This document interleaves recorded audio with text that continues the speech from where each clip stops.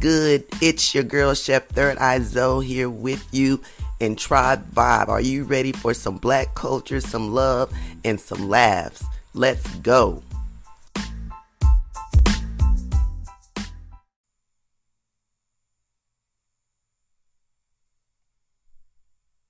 What's good? This Chef Third Eye here. It's been a minute, but baby, I haven't gone anywhere. I did think for a second that I was going to stop doing my podcast, but I had a reminder from a fan and someone that was appreciative of the information, and I appreciated it, and it motivated me to hop back in here to give the people what they wanted. And I hope this continues to grow because I know this is something that I'm just starting, and podcasts, can take so many shapes and forms, and it just takes the audience and connecting with that. So in saying so, I want to dip and dab a little into myself this episode and talk about black women and being profiled, or even self-care, self-awareness, all of those things kind of all in one. So let's get into it, and let's talk about how black women are made to feel and to look as if they're always angry. And it's only, for me personally, it puts me in a place of intimidation. People feel intimidated by who we are, and instead of embracing us for our originality and the actual depth of what we bring to society, then we're made to look like, oh my gosh, this person is so horrible and mean. And it's just not the case. I've got a couple of examples to give you and some things I've done to just pretty much try to stay positive and focus on what's important, which is education, and not allowing, anybody and everybody to even come at you in that manner simply because they don't know you and they're not giving you a chance. It's just all based on what society tells you or society norms are as far as the way we're treated, from healthcare to just being a woman in society, relationships, work, all of that good stuff. So let's get into it. And black women, I want you to speak up on this topic. I want you to reach out to me, make some comments, tell me how you feel, tell me some things you've been going through. How do you think we can alleviate some of this intimidation, fear factor that people feel? And it's unrealistic. It doesn't make sense. Embrace us, learn to love us for who we are, because we are unique in our own way. We have this queendom about us that, it just can't be replicated.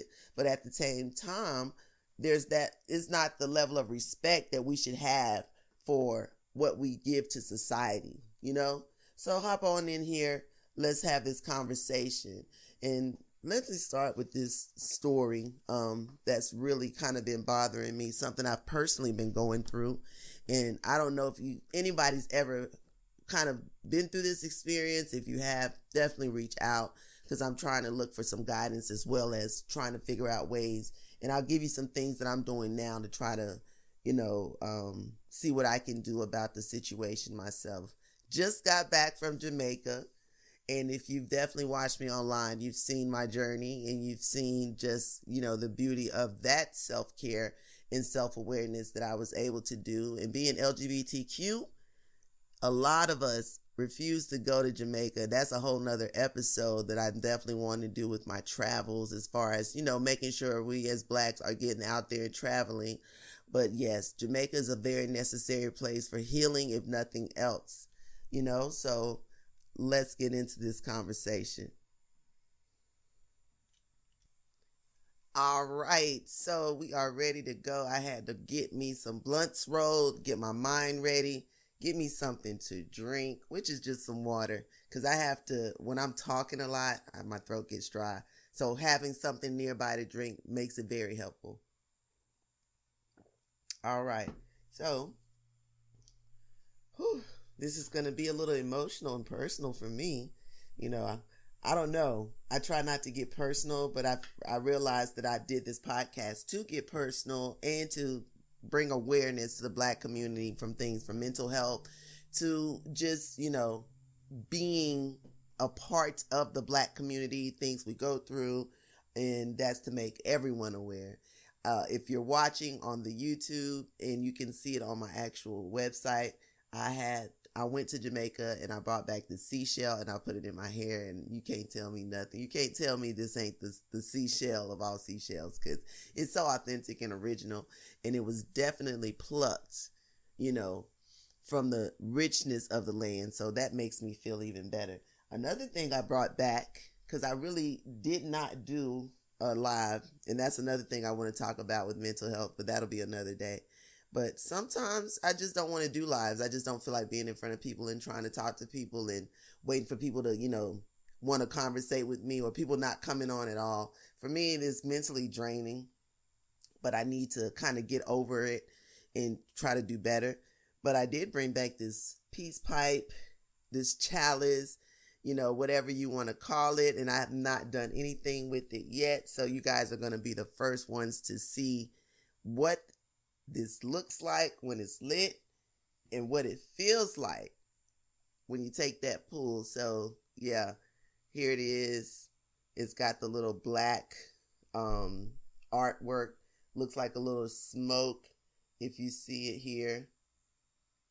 Yeah, I think that's really sexy, and it's, authentic wood. I forgot the name of the wood. Somewhere along the line I'll remember, and I'll let you guys know. You can look at my social media for more pictures.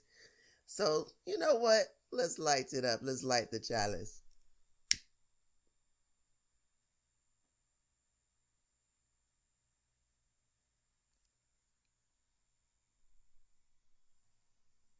Whew.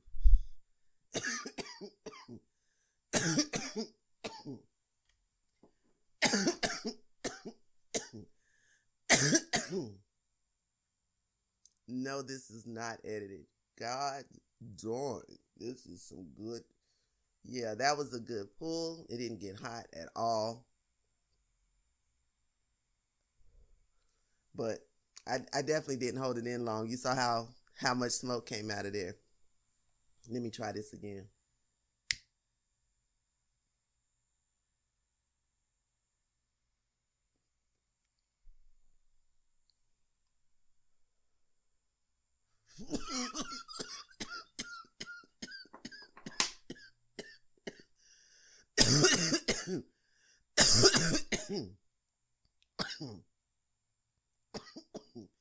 Woo!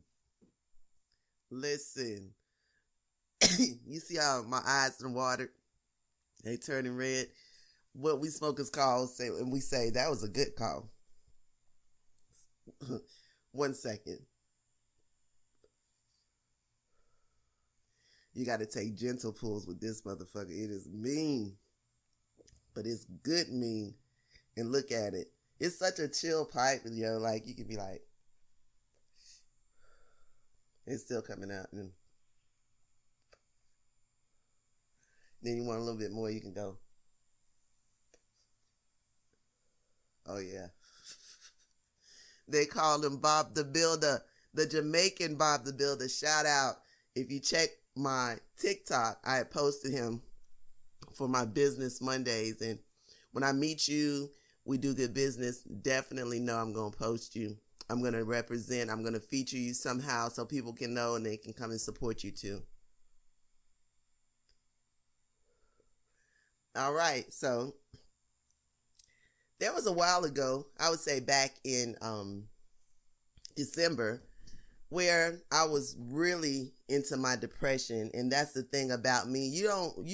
With me, depression comes in a different way. I get really quiet, or I just really get to myself. I think that's one clear thing about me, that that I'm not in a good place. Or sometimes, because I am a Taurus, a couch potato, I just want to be left alone. So I have those moments where that is the case. But when you get to know me and you are my friend and you truly care, you'll inquire to see which one of those moments I'm having. And 9 times out of 10, I'll express to you, like, I need this time to myself, or I'm trying to process some stuff, or I don't want to be around you because I don't want to be negative, so one of those things will be said.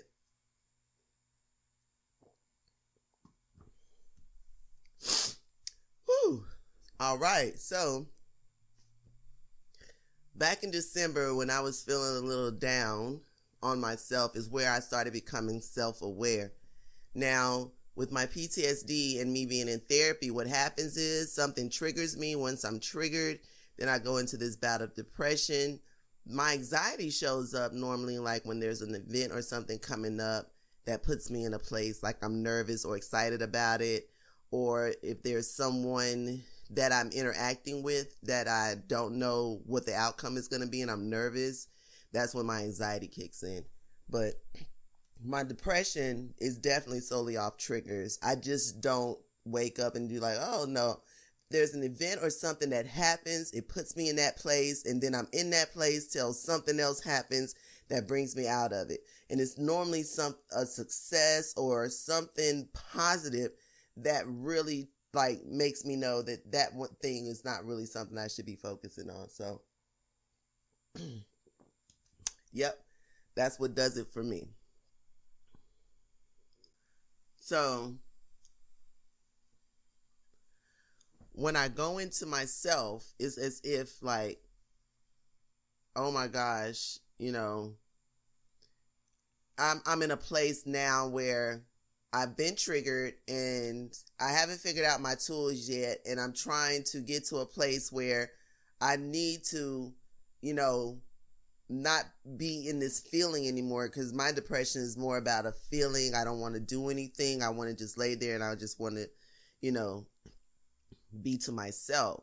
But I realize that the more I be to myself and don't want to say anything, then my personal care is falling off. Like I'm not brushing my hair. I'm not, washing my face and stuff and doing my daily regimens like I should, because I just recently got into really taking care of my teeth like I should, because there's a moment of I'm so overwhelmed that it's not being taken care of properly. That too depressed me. And I didn't even want to like do anything. Like I was just like done. So at the end of the day, it was that. And then another thing, which has to do with personal care, awareness, and just, people profiling me as a Black female. Because the thing is, the way I look, I do this, and the way I look is because this is the way I want to look as far as like natural, organic, and my locks and all this other stuff. But some people may be threatened by the way I look, and it's okay. That's their personal thing. I can't force you to feel a way about me, but I don't have to feed into it. And so because of that, some people get intimidated either by the way I look or the way I speak. And when I speak intelligently, which is, all the time, but when I speak to some people, because they don't understand that I speak intelligently all the time, they tend to want to try to make it seem as if I'm coming harshly when I'm just truly relaying to you intelligently what you need to understand. And I know some Black women right now are listening to this and can comprehend exactly what I'm saying. So I had a situation where someone had violated my rights as a disabled veteran, and as which I have certain accommodations when I go to school. And this was with the school that I was attending for my culinary arts. So administration and financial aid, I'm dealing with those two entities within the school. And financial aid is really like screwing me on my financial aid, and money's coming in and out. And then the school, I was doing homework, and there's some context that I realized that was racist. And I brought it to the administrator's attention. And ever since I did that, then I became the angry Black woman. Then I became, but they weren't saying it to my face, but they started treating me as such. And for instance, the first thing I noticed that was different was that they started making me speak to another Black female within the institution. Now that's one thing, and I don't even know what I want to call it at this point, but there is a certain name for it. But when white people feel uncomfortable about dealing with a situation, what they'll do is get another Black person to deal with that Black person, to make the Black person who's having the issue feel comfortable while they're instructing that Black person that they're having to deal with the issue to, do things that are adverse and adverse actions to the other black person. So it makes it look like you're my friend, but you're not. What is the word or the saying goes? You're the enemy of my friend is my brother. You know what I'm trying to say. I'm sure somebody will write it down in the comments and get me straight. But yes, they'll try to make somebody appear to be what we call an Uncle Tom or whatever you want to call it, come and tap dance and tell us something. And because they're coming to tell us, then we should just stop fussing or stop, And that was the first thing that turned me off and made me know that they were definitely not trying to be proactive in dealing with the racism in the racist context of which they were trying to have us, learn from. Because I think it was a test or like some type of end of the chapter test that I was taking, and the question was something to the effect of who would be in these positions, right? And then they had some pictures, and they were like, the black person was like somebody who was like a garbage person. And then all the white people were like a doctor or lawyers. So it was like one of those things where you're, again, making these associations based on the color of your skin of the things that you're capable of doing as far as work.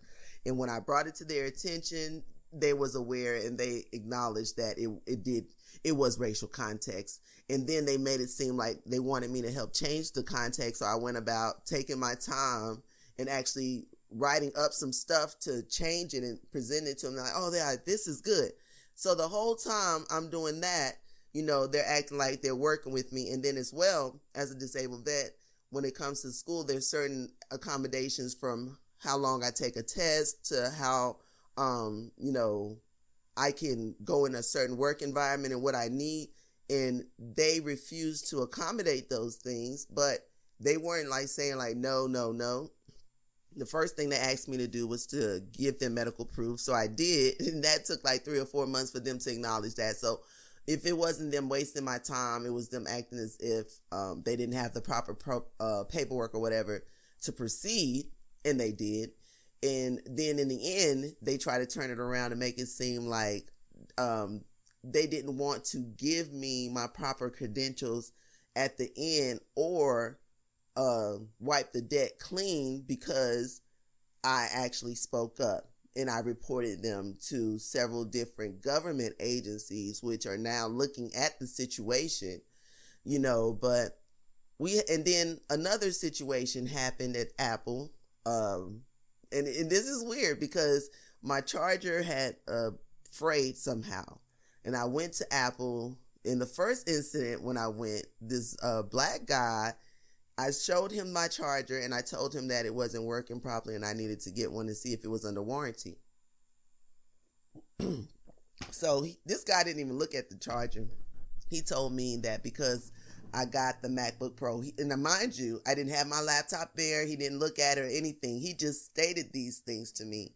He said, because I had my MacBook Pro when it first came out, that the warranty had ran out. So the charger came with the laptop, so that it ran out as well, which would make perfect sense if that was the case. But this was actually a purchased charger that was purchased recently, and the other one had messed up. So that's the first thing that was wrong. But that was like the week before when I came to the Apple store, and he told me that wrong information, which I thought about it. And then in that instance, I just took what he said because I had to process, no, I bought this later and this isn't the one, so it can't be on that. And I could still possibly just switch out a charger instead of buying a whole new one because it's still under warranty. So I go back and I explain this to the manager, like, if I hadn't like thought about it and truly been like took the extra step, I would have lost out on possibly getting this under warranty and getting it switched out and then assuming cost for a charger. So he then proceeds to say, oh, let's test it or whatever. So he tested, and after he tested, and then he's like, well, it's not frayed. And I was like, first of all, it's whatever you want it to be. I just want to get through the process. Is it under warranty or not? So then he's like, but I'm going to switch it out. After he tested it, he saw that the line that had been frayed, and then he was like, but I'll tell you this, it wasn't because it's because it's been dirty and all this stuff. So it was like he was trying to degrade me to do me a favor. And it's not like you're doing me a favor, because again, if you look at the warranty, I can exchange it and I don't have to pay cost. I don't need to beg you for something that is definitely already part of the purchase process. You know, what I purchased into was a warranty as well. So the thing about it is, this is an Hispanic male, you know, wanting me to feel bad or wanting me to kiss his ass to give me something. And that's something I'm never going to do. And, you know, as a black female, there's a tendency, especially from white males and Hispanic males, and definitely that, you know, and some black males too, but the majority of have this tendency to want to degrade us or to talk to us some certain type of way, like they think slavery is still in place or that we're some subhuman. And I just want you guys to be aware, whatever skin color you are, we are equal and we should be treated as such no matter the situation. So when those things happen, now the Apple thing just recently happened. And honestly, I'm going to call back and speak to another supervisor and report him, because I don't want people to experience these things. I don't want another black female to have to go with someone degrading them just because they feel that this is what they need to do to make themselves feel better. And it's racist, and it's not something that we need to tolerate. Like, we don't have to be downgraded or talked down to, you know, just to make you feel better about yourself or to do something for us, you know. So that self-awareness as well, and knowing when, like, is somebody really, you know, taking advantage of me, or somebody really trying to degrade me, and really calling it out for what it is, because we have our Karens and we have our Kens, you know, and they definitely do come in more colors and sizes than just the white variety. So we need to be aware of that and stay on top of that and not let people treat us any kind of way, because then when that becomes the norm, then it becomes harder for us, you know, to get that respect from society. And that has been an issue. But of recent, I can say and give credit to black women for demanding respect and demanding, you know, that we have the understanding that we're not being mean, we're not being negative or anything. We're just telling it like it is. And you want somebody to sugarcoat it for you, or you want to degrade them or talk to them, you know, like they're your kid, just to be able to deal with them because it makes you feel better, you know, and not just understand that we as a society have to treat each other as equals, you know. Because all of that, and having to deal with all of that in the workplace, at home, or anywhere, it gets to a point where mentally it's like, am I worth anything? You know, that self-worth kicks in. Like, am I going to keep trying to build and be somebody in life, and I can only get so far because of who I am as far as the color of my skin and my gender? Like, it has to come to a point where we're validated as well as human beings. And that's it. You know, it's not because we're black, we're angry. No, we're not. But we have the right to be angry when we want to be angry, you know. And we don't need someone to tell us, oh, you need to smile more or any of that. We don't have to smile more. We can just be exactly who we are and be accepted. And you can be okay with that, because that's why it's a melting pot. People are different, you know, and we have different experiences. And because of that, and like, one thing about black people as a whole, it's so weird, but it's not, because I know there's an explanation that we just haven't put together yet. But then again, you know, we do draw energy from the sun. And it's like, without saying a lot of stuff, a lot of times we're on the same wavelength and we get each other. So when another black woman is being treated badly or taken advantage of, we all feel it. We all see it, you know, even if it's an eye contact thing or actually we speak up or whatever. And I'll give you an example, like sister love. Like, I love my sisters. I don't care. And I love my black people. And I always tell people that I don't give a damn how mad people get with me or how fall out as far as the black community. I'm going to love you, baby, because we go through too much shit for us to be sitting over here like, oh my gosh, I can't be around my people. Nope, I'm the opposite, and I'm just that way. it's just been too much. We got to love each other. We got to find ways. And we want to talk about, oh, it's bad living with black. No, you really got to get to know your people, because I can promise you, no matter what hood I've been to, nowhere, honestly, like, people don't come at me like that. I'm gay. I've been to Jamaica, like stuff like that. And I had no issue. Nobody I felt threatened by, nobody insulted me or anything. It's like, when people have certain ways of living and doing things, you have to respect those things and move accordingly. And that's that, and me, I'm not one to be disrespectful. When you travel, and that's something that a lot of white people don't understand, is like, when you travel, you're going into someone's culture. Therefore, you act as if you're part of their culture. You know what I'm saying? You embrace their culture. You don't go there and you want to carry your American ways or your racism and whatever the heck you're into, And that's why a lot of times, a lot of you get missing, get into all these situations and stuff, because you're damn disrespectful, and they're just waiting for an opportunity, to do something, and that's not a good place to be. And it's like, not even you may have done that, but somebody else, and then it's reoccurring. Like, when I was in Jamaica this one morning, in the resort that I stayed at, Deja Resort, shout out, good people, great time, definitely took care of me. If you're there, and check me out, because I'm trying to get it so I can get some package deals and we can do a collab or something, to get some more people out to the Deja Resort. It's black owned. It's in Montego Bay. You know what I'm saying? But one morning, I'm there on the balcony drinking my coffee, eating my pastries, and I'm watching the traffic and watching people move like I normally do. So there's this white family. There's a male, a female, and I think like a younger daughter, something like that. But anywho, security is going to take them across the street, because across the street is a swim club that we're all able to go to. And in order to get across the street, they use the stop sign, to help you across the street. So, of course, with the white privilege, they didn't even wait for the security and the stop sign. They just started walking, expected every car to stop.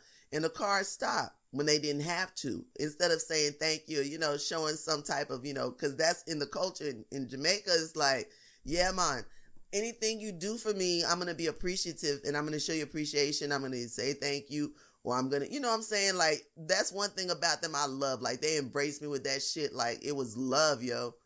So he didn't do that much.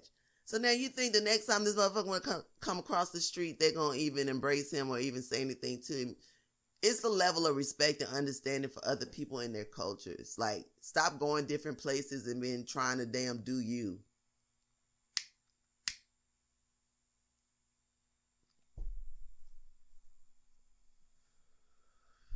You know me, I had to spark something up. We over here having this conversation and shit. Yeah.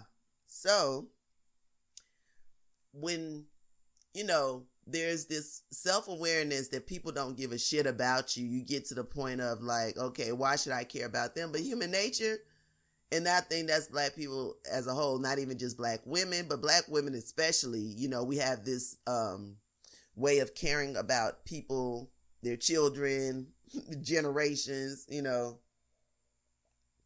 from slavery to getting back to the workforce and all of that stuff. You know what I'm saying? So we have to be treated better. We have to demand it too. We have to continue to let people know how we need it to be treated. And getting self-aware, sometimes you got to take a break and get some self-care. Yeah, because it sometimes can be overwhelming. I'm telling you guys, you don't understand. Like, unless you're black, you don't know the feeling. And the black living in America especially, let me say this. You don't know the feeling, and you don't understand the feeling of waking up every single day of your life and wondering if you're going to be killed by the police, by some random freaking racist, or, you just don't know. You're not guaranteed to come home every day like other races, and people don't even understand how that makes you feel. And then you already know, because of the color of your skin, there's a level that you're going to get to in life, and you're never going to get past that level. It's sad. And we wake up every day and we try to have the joy in our hearts. You know what I'm saying? So if you're listening to this podcast and you're not Black, please understand, like, that alone, waking up to every day, yo, it's a weight on your shoulders that you wouldn't even imagine, you know? And it's like, but you're raising this family and you're rearing these kids and you're trying to inspire them and tell them that, you know, you're going to be somebody. You can be anything you want. And it's a lie. It's a lie. And we all know it's a lie because we can't be everything we want. There's levels to this shit. But we have to take care of ourselves so we can have, you know, a long and healthy as possible life. Right? So we talk about self-care. A lot of times, and I've seen this in posts and I've seen this, you know, people saying this like across the board. And I want to know if you agree or disagree. And I'm going to tell you where I, you know, fall on it. But self-care, like nails done, hair done, people say that's not self-care. And I would agree with them because that's like grooming, you know. That's something that you don't have to do to the level of going to pay someone to do it and getting it professionally done. But at some point, you're going to do it just to maintain your body. You know, grooming, hair cutting, bathing and stuff, bacteria, that's like health stuff. It's not just, oh, I want to look good and I like these colors and all this other stuff. No. So we can't consider that self-care, I promise you. But when we do the things that we're not required to do, and not required per se, but just to live and to have a healthy lifestyle to do, and we do those things like take trips for real and not with other people, like for yourself, and meditate or go on excursions, do things you wouldn't normally do to get into those places that heal you or to bring you to a place with a better understanding. Those are things that I call self-care. Do you agree or don't you? You know, and what are some things that you do outside of getting your hair and nails done and your personal grooming stuff to show yourself that you're worthy? You know, that no matter what anybody else do for you, you're going to do for you, you know? And us as Black women, man, listen, we are terrible with self-care. And I know they say Black men don't take care of themselves, but Black women will be sick and the doctor will tell them when they're going to die, and they still out here baking cakes and pies and keeping the grandkids. I promise you, I've seen it all so well. And because of that, we end up dying because we want to take care of people and we can't take care of them when we sick. We can't, you know what I'm saying? Like, we can't. And Lord knows, my mom, bless her heart, till this day, that's her MO. She loves taking care of people. Now she got to focus on taking care of herself, you know. And we want to work, Black women, because we got to take care of all these other people. We don't take vacations. We don't take a spa day. We don't meditate. None of that stuff. We just be on it and we just wear ourselves down. And then the ones that take the breaks, we look at them like they crazy. Like, you know, like somehow they're not real Black women because they not breaking their asses or breaking their bodies down, you know, to the bone. And we have to learn how to enjoy life. It can't be when we retire and we can't damn near walk anymore because we done damn took all these years to be breaking our fingers to the bone for other people, you know. And even if we own our own businesses, just busting our asses to the point where we're so broken down we can barely walk, or we got some ailment or some sickness now that we can't even do the things that we wanted to do. So again, self-care is knowing that you need to take a break whenever, not when you retire, not when the kids go to college, but now, today, tomorrow. If it's for an hour, ask somebody. If you don't have nobody, then schedule where the kids are asleep or at school and you can literally just, if it's nothing else, sleep. That's self-care because your body needs to regenerate, to recharge, to be able to be a healthier you, to do whatever else you need to do, you know? So be self-aware that you need to take a break when you need to take a break, and take one. It's just that simple.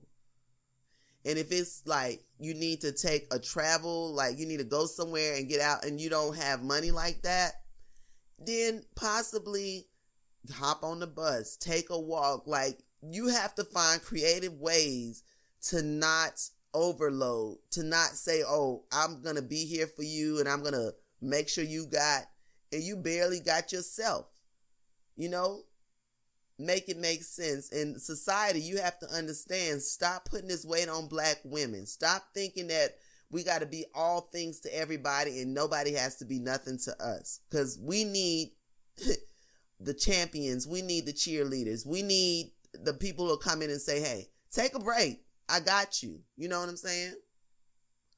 And we need to learn to embrace each other more. You know, like I was in a grocery store today. So this one sister, she was in a wheelchair and all she had was like some wine. She wanted to buy some wine, but she couldn't figure out how to use the self-checkout. And she was coming to the one that I was at, but I didn't know that she was coming there first because there was another one open. And she was like, oh, sis, I was about to use that. And I was about to use it too. But you know what? That's my sister and she's handicapped. So let me help her so then I can do what I need to do, right? We're not going to argue. None of that. So what can I do for you, sis? So I went ahead and got her stuff so she could check out. And she was able to do so. And you know what? After I did that, I went about my business. And the next thing you know, she came and she was like, thank you, sis. I really do appreciate it. I was like, you're welcome, sis. Anytime. And that's what it should be all the time. But instead, some of us, especially the ones who get in these little white neighborhoods, and I'm going to just go ahead and say it and put it out there. We get in these little white neighborhoods and we want to act brand new. Why though? We don't want to speak. We see each other in the streets. We want to turn our heads like, you know, like, okay. And that's the things for real. Like me with my locks, man, this is the most natural and authentic thing I can be. And you're scared of me, or you don't want to speak to me, or you don't want these white people to see you speaking to me. Why? That discord is only helping every other race but us. Because if we can't, like every other race, they have child molesters, they have drug dealers, whether they selling pills, meth, or whatever the heck they selling, acid, whatever. They're out there too. You know, they committing the crimes.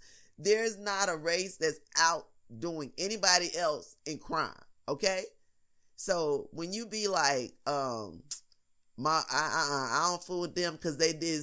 White people don't do that. They come together, and that's how come they are able to gain more, to, you know, be on a different level. Not that it's better, but be on a different level, especially financially, because they have more access. They stick together, and if somebody say this, then that's what it is. Us, we want to break the ranks. And then we want to go to the white man or go to another person and then talk about your brother, your sister. Stop doing that.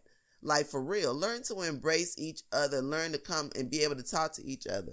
I was on TikTok like maybe about a week ago. And so this guy had posted what's going on in Chicago. And I was just researching that, like why they're closing all the Walmarts. And let me take a moment to talk about that. Now, with the Walmart situation, my question is, why the fuck was Walmart there in the first place? You know, that's the first problem. Walmart came and made a lot of moms and pops shut down in every single place they were just to get there. So now that they've been sued so many times, because this has nothing to do with theft. This has more to do with them lawsuits they keep getting and they can't get over because they paying out millions and millions of dollars to people they done did wrong. Okay? So that's why they can't be there no more. And if you don't care just that quick to just say, oh, these people need medicine, this, and you can just shut it all down like that, you don't give a fuck. And that's why I say, let's go back to those mom and pop shops and let's bring back our business owners, entrepreneurs back into the community. And that's what y'all need to get better with that. That stuff is pissing me off. And I know it's going to be a bunch of y'all on here talking about how you going to say that about Walmart and those people got to travel all this. If y'all was real about y'all brothers and sisters, they wouldn't have to stress that either, because y'all would damn sure create some type of system, whether it be van or something, where somebody is taking trips every single day, at scheduled times of the day when people don't have transportation and they paying for this, and not a lot, just a little bit. It may be $1, $5 in your community, and you going to pick up those prescriptions and making sure those people get their medicine until y'all can get your own pharmacy in the area. Stop depending on these white folk to do everything you need them to do, because they don't have all the answers. They make it look like they got their shit together and they don't. And that's the thing. Once you start really researching, looking into things, finances and stuff, as far as government, economics, all that good stuff, you'll start to see a lot of this stuff, these trends you want to follow, these people you want to follow, is not worth it. And what you need to do is understand the money, understand the math, and understand the reality of what's going on. And when you want to think that, this is a privileged way of living, first of all, Ahmaud Arbery taught me a lot, and there's several other people I can name, but, he lived in an adjacent neighborhood, but he couldn't even jog in the adjacent neighborhood because of the level of racism. And then people say, well, this won't go on in my neighborhood. That's a lie. You don't know. We didn't think it would go on in that neighborhood. And they were no different than the average other white person just walking around until you got them in their little cliques and they were online gossiping and talking about how they had killed this boy. So take it any way you want to take it. I'm going to keep it a buck. And at the end of the day, I'm not putting myself in a position for somebody to want to put a cross in my yard or none of that stuff.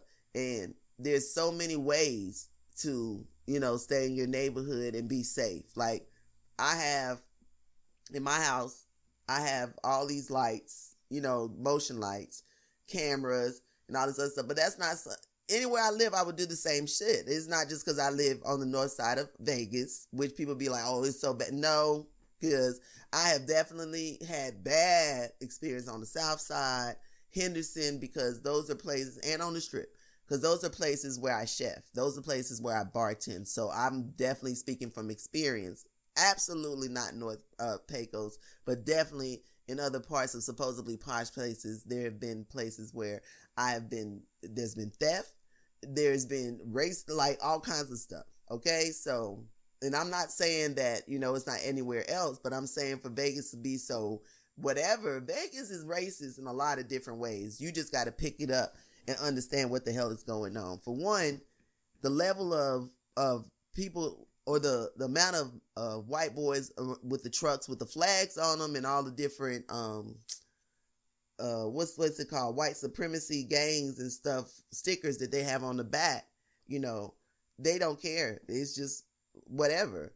And you have to be aware, and you have to make sure, like, every day when you're going out in these streets, because what did I lead with? We don't know if we're going to come home every day. Like, this is the type of life we have to live, which is sad. Forget all the violence with the guns and stuff. As a black individual, our lives are on the line every single day we walk out our homes.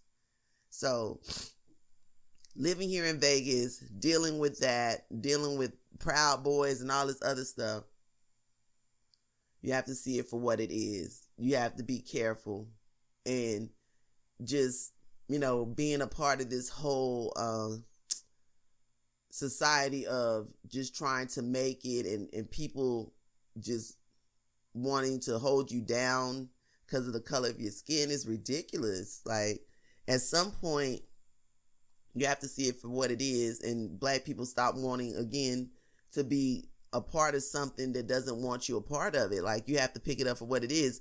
I don't care how much money you make at your job, yo. And this is what people don't understand. Like, a lot of black people, and I'm going to say this, and I hope that people share this with those who are, those rich, posh black people. I don't care how much money you got. At the end of the day, you still black. And if they don't want you there, they will do whatever it takes to get rid of you. And they don't care. They don't care about your money. And that's the thing that you have to understand, baby. You can have all the money in the world. There's certain country clubs and places you can't go. And you have to be real about that and stop trying to make it seem like the more distance you get from your black people, the better off you are, because there's less to worry about. No. There's a lot of stuff, and they've already labeled it that way because they want it to seem nice, white collar crime and all this other stuff. But no, in those neighborhoods, there's people in the basements. In those neighborhoods, there are people who are working as indentured slaves, because they've been bought and they just can't even leave the house. These people are holding their passports and stuff like that. There's a lot of stuff that goes on in these neighborhoods that y'all swear that y'all better off in, because you done came up. And no, I'm telling you, learn to love your people, especially the black woman, because Mother Earth, what I'm saying? We help rear every single race, and we still go home and rear our own. Give the food, make sure they get in the bed, all that good stuff. So we got to do better about the way we come across and the way we protect. Like black men, you got to do better about protecting us. You got to do more speaking up for us. I don't care if we gay or we straight. You got to learn to stop being silent and allowing stuff to happen to us in your presence. And it doesn't matter if you agree with it or not. The silence is what's getting us in these situations, or turning on us, when you get to a certain level. Now, one person I want to really elaborate on that about is Clarence Thomas, because the thing with Anita Hill, it still bothers me till this day. I know I speak about it a lot on a lot of different forums and stuff, but it bothers me because I feel in my heart that man really was guilty of the things that woman said that he did. And, he got in this place, and it's like, fuck all of y'all black people. And this man is over here on the highest court in the land, and he's able to dodge IRS, gifts and stuff like that. And he's always got a reason for the shit that he does. And his wife is over here with the damn insurrection stuff, and that's still she still really hasn't been brought charges, or she really hasn't had to answer for that. And it's scary. I don't know, but I do know, what I'm saying, this man is very influential, and he can, with the laws that he makes or the laws that he denies, he can really manipulate a lot. So all these gifts and stuff, it's not for nothing. But then now, as being on the Supreme Court, they're put in a position to really be lawless. You can do whatever you want, and then you making the laws. Or somebody can come to you and give you a damn trip to freaking Cancun or Bali, and then you can give them a restriction on this law or send it back or whatever, for real. And half of the Congress wants to dig into it, and the other half is scared or is getting some type of benefit and don't want to touch it. That's something that needs to change. I don't care how you want to have three branches. Everybody needs their checks and balances, and that's what it was supposed to be. But it don't seem like the Supreme Court really has checks and balances. It just has checks. Really. So, again, another person in another situation where the black woman was made to look horrible. You hear me? They tore that woman down, asking all those questions, even to include Biden, because he was there too, asking that woman them questions about, what the situation she said that had, the alleged situation that happened, which is in a nutshell that Clarence Thomas supposedly had taken indecent liberties with her or raped her back in the 80s or early 90s. I think back in the 80s. And this was back in the 90s or early 2000s when they actually had the whole Congress hearing, and she had to come in, talk about misogynistic, talk about chauvinist, all these damn men, and even some of the women sitting there drilling this woman about a sexual experience or a sexual encounter that happened to her, and then even after this woman told this illicit situation, they still voted this man in like she never sat there and said nothing. Same thing, I was going to say Monica Lewinsky, but we're not going to get into that because I'm talking about black women. But I just want you to understand, black men, you got to do more than just stand back and see what's going to happen, or, say a little something. No, you got to protect us if it takes standing in between somebody and saying, I'm not going to allow you to do that today, sir. We need you. We need you. And it's not, I don't have to be, if I'm gay, it's not like I don't need protection from a man.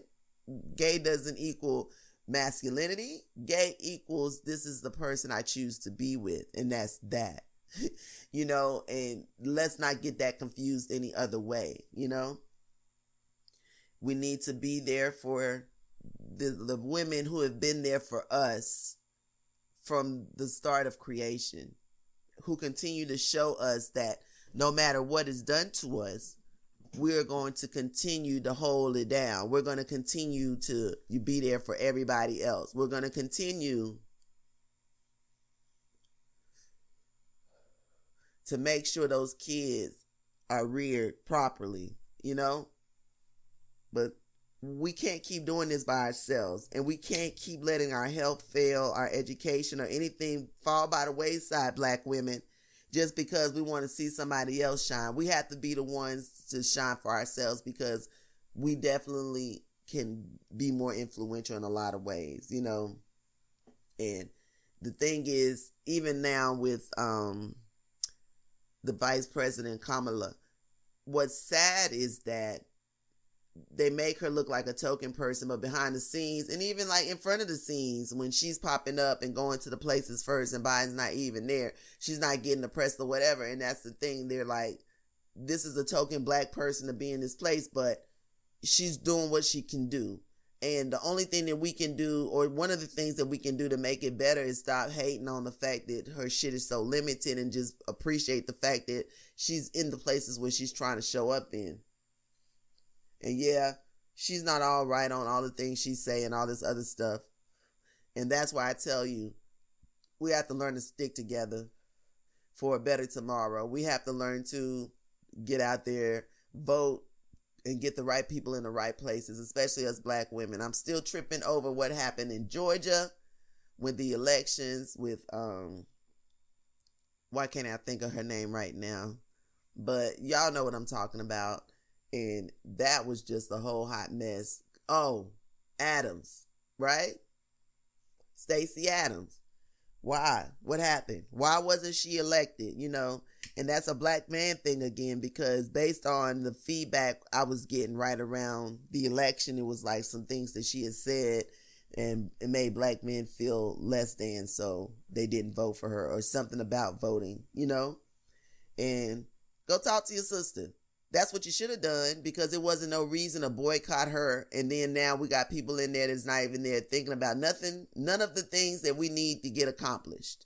And you think you won. No, you lost. And you're going to continue to lose every time when you want to be like, oh, she too mean, oh, she too aggressive. Because, hey, if we don't put our foot down, and if we don't have some type of backbone, a lot of times stuff not going to get done, because behind, like they say, every great man, there's a great woman. And a lot of times it's a black woman, and then they go to the white women. And we know this. I'm not finna sit up here in front for y'all, and I'm not finna sit up here and make it seem like nothing is not. We got to start putting our black women on pedestals. We got to allow them to get the self-care they need. And then when we have this self-awareness, we have to take the next step and do something with it. If somebody's treating us badly, we need to report it and make sure that, our voices are heard and known. So it is for documentation purposes or anything else, because we can't keep being silent and people are treating us badly, places and things that we're doing, because when it then becomes put to the forefront, it'll stop. And we've seen this. It doesn't have to be violent. Just speak up. And when another woman is speaking up, don't sit silent, agree. Say something. Be there for her. But we have to do better, because if one of our sisters fall, all of our sisters fall. We in this together. It's a queendom, and that's for real, because we can't fight against each other and fight against the enemy, to win, because there's a lot of places that we should be. There's a lot of places that we need to sit in the rooms. But if we sit silent, then that's what it'll be. We have to speak up. We have to let people know that we're being treated badly, especially with like childbirth and stuff. I ain't having any more kids, and I'm definitely past that age. But at the same time, women, find you a black doctor. If you can't find one, maybe do a doula or do something home birth or whatever. But going to the hospital and then after you have a child, in the process of having a child, you lose your life or something happens that's irreversible. We gotta be more aware, and we gotta speak up and stop going to these doctors and telling them that you're okay or your pain is just fine, because that's hurting us too. Speak up about your pain level and let them know. And when they start that, no, and minimizing it, correct them and say, no, this is what I need. Because when you go to the doctor, it's a copay, and it's not they tell you and you just go with it. No, you ask questions. If it's not feasible to you, if it doesn't make sense, get a second, third, fourth, fifth opinion. Stop going to these one doctor and immediately they want to have surgery. Immediately they want to give you this. No. We're guinea pigs. We've been guinea pigs. They done made a whole instrument to do the checkups with, based on black women being violently assaulted just to get this creation made. So we got to learn how to speak up, when to speak up, and stop being afraid of people talking about we mean or whatever, and correct them when they say that, or you know what I'm saying, or we're this or we're that, to try to demean us because our presence is too great. We're amazing. All my sisters were beautifully amazing, and we're all wonderfully made, and we need to continue to remember that every single day, no matter what we do. Girl, it's giving queendom, beautiful. It's giving love. It's giving luscious. It's giving all colors of the mother freaking coloring book. I can't even say more.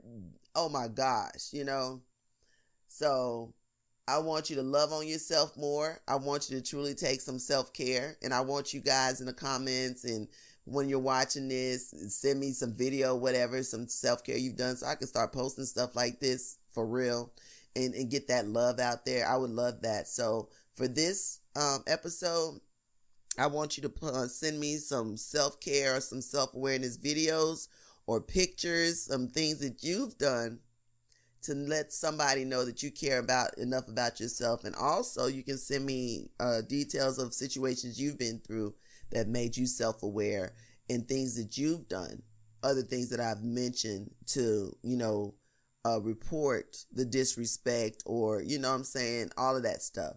Because we've got to do better loving on each other and loving on ourselves, black women. And this one was for you. And I hope that you tuned in and you loved it. And I hope that I said some real shit that needed to be said, and again, me battling with my mental health, that's going to be for a lifetime. I have therapy, and I use my tools. So with mental health, just know that I'm going to continue to talk about it. I'm going to continue to have things that trigger me, but I'm going to figure it out. And I want you to figure it out too, black women. And I don't want you to keep it to yourself. I want you to get out there and get some help. Talk to somebody, talk to a therapist, talk to a pastor. But make sure that you don't sit on it and then it becomes trauma, and then you spew that on to, everybody that's around you. And then you get the stigma of this angry black woman that you don't even need, because you're not addressing what you do need. All right. I love you, sis. All right. Continue to love on yourself. Until next time, y'all, stay medicated, stay loved, love yourself, and I'll see you next time. All right. I ain't going to stay away too long no more. I promise you.